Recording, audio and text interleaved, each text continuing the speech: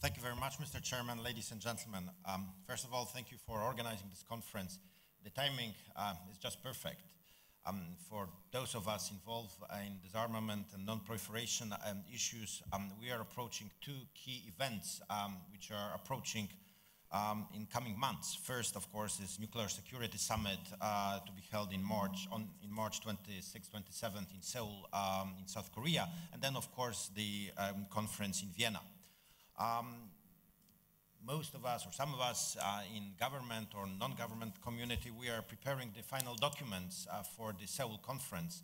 And as far as I know, the preparatory meeting in New Delhi in India went very well, and we almost completed the process of preparing the documents. There are still some brackets, but that's the normal condition, and we are looking forward to have a very good conference in Seoul with participation of all our leaders. Well, the outcome of the 2010 review conference on nuclear non-proliferation treaty positively influenced the condition of the nuclear non-proliferation regime. In addition, in 2010, the New START treaty was signed. There were encouraging developments, but in reality, the nuclear non-proliferation regime is still under pressure. At the very outset of the new NPT review circle, the meeting in Vienna, we continue to face the same challenges related to three pillars of NPT, which is nuclear disarmament, non-proliferation, and peaceful use of nuclear energy. How we will be able to address them? Well, the answer is of course not easy, but one thing is sure, our action will have decisive impact on the NPT strength and the condition of nuclear non-proliferation regime as a whole. There are three most crucial issues of the upcoming NPT review circle, and this is nuclear disarmament. And in nuclear disarmament, from the Polish perspective, the sub-strategic or non-strategic nuclear weapons are of special importance, non-proliferation, and the third, of course, weapons of mass destruction free zone in the Middle East.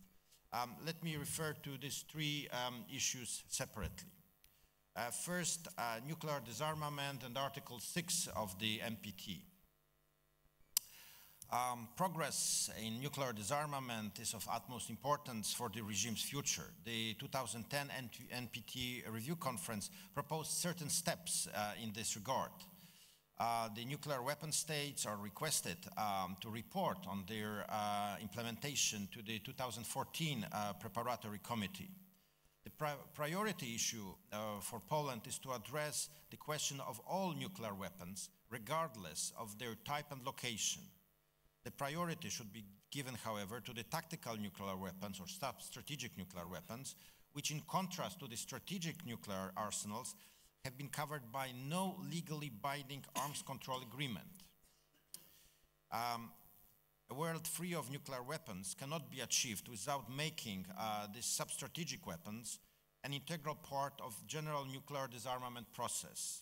And this is why Minister of Foreign Affairs of Poland, Radosław Sikorski, together with his Swedish colleague, Minister Carl Bildt, made it clear in their op-ed published in the International Herald Tribune in February 2010. Also, in the same direction, Poland and Norway, in the framework of NATO, presented a non-paper, actually two non-papers. First was just bilateral Polish and Norwegian, the second co-sponsored by 10 other countries. And this document ignited a live discussion on the possibility of reciprocal confidence-building transparency measures which could be implemented together by NATO then and our Russian partners. We hope, and this is a hope, that in the future this might also lead to the reductions. Sub-strategic nuclear weapons should not be viewed only from the point of view of nuclear disarmament. They also constitute a challenge in terms of nuclear security. And I will argue that sub-strategic arms are more prone to proliferation by non-state actors than the strategic arms. 2010 NPT conference committed the nuclear weapon states to further enhance the transparency of existing arsenals and increase mutual confidence.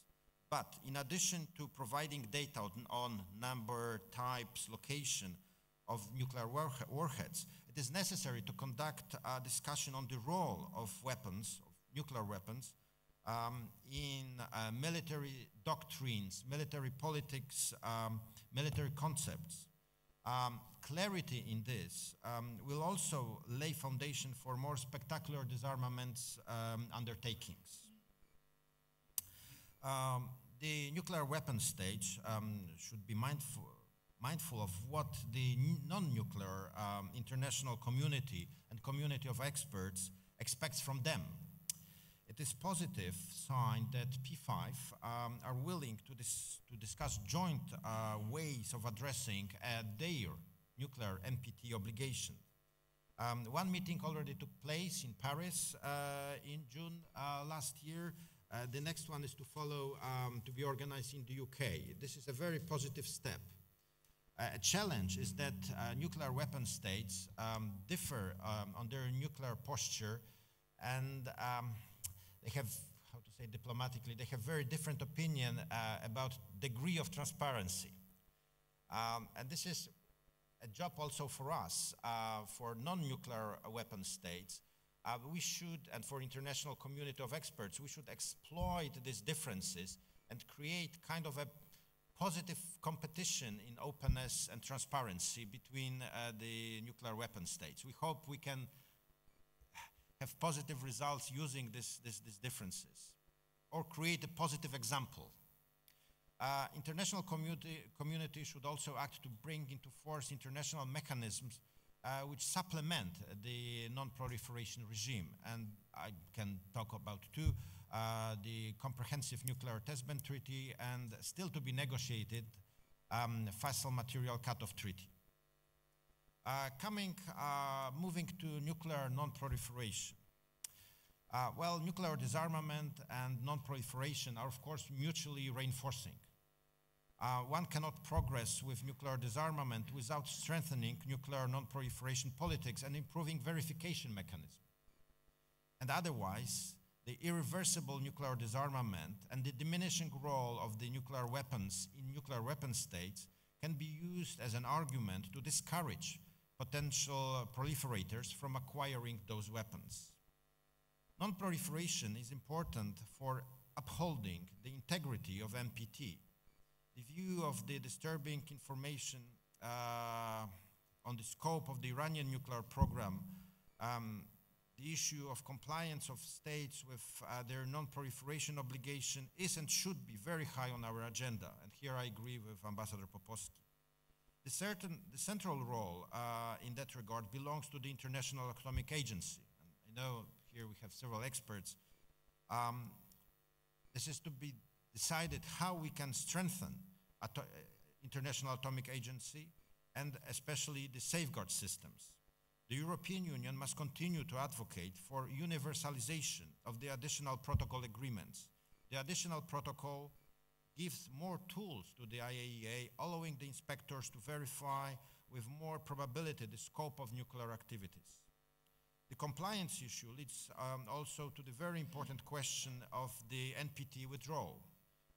What international community should do if a country identified non-compliant with the treaty provisions pulls out of the NPT? Well, in most cases, or in all cases, withdrawal can constitute a threat to international peace and security. Therefore, there's a role for UN Security Council to play. During the previous NPT review circle, there were interesting exchange of views on that topic and some possible solutions. We believe that we should exploit this and continue this discussion, how to improve the system, and especially in the current Iranian situation. Just a few points of Middle East zone free of nuclear weapons and as well other weapons of mass destruction. This is extremely difficult subject, but the 1995 resolution on Middle East became a core issue during the 2010 review conference. It will also dominate the upcoming review circle.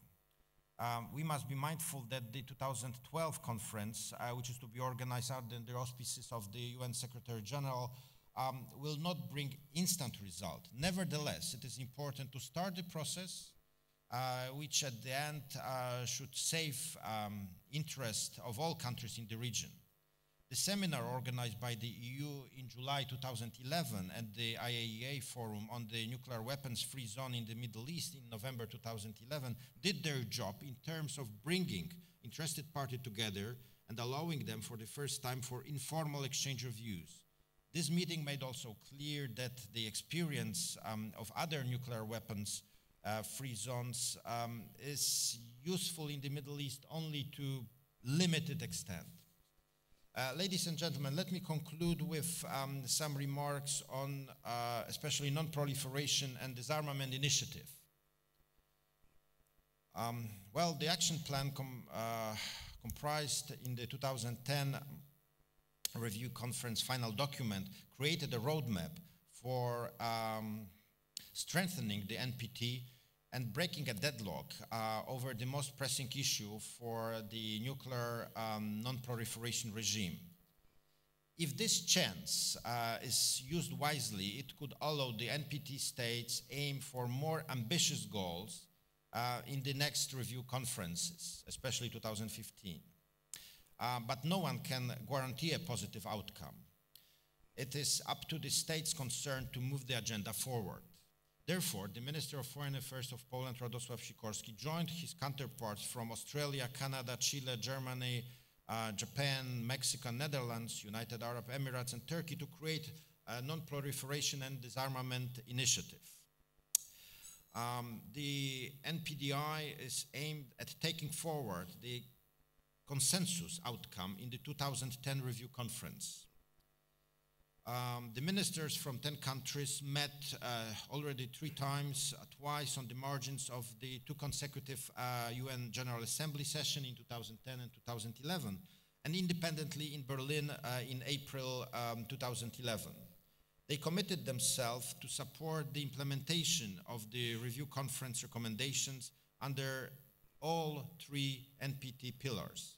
This declaration has already translated into concrete actions. Countries explore possibilities to cooperate on the issues of, actually 4, bringing the FMCT negotiations forward, promoting the entry into force of CTBT, the universalization of the IAEA additional protocol, and transparency in nuclear disarmament. The ministers agreed that we will prepare kind of the NPT working paper on transparency of nuclear weapons. We are now working on the draft of this document, and we hope that we will agree the text in April, and in May it will be submitted to the review conference. So non-proliferation and disarmament initiative and similar endeavors are important for supplementing the non-proliferation regime. Political will, strategic thinking, and the hard work of us in the government and experts community are necessary to ensure a substantive new NPT review circle, which will result in further strengthening the non-proliferation regime. Ladies and gentlemen, after all, failure is not a good option for the future. Thank you very much.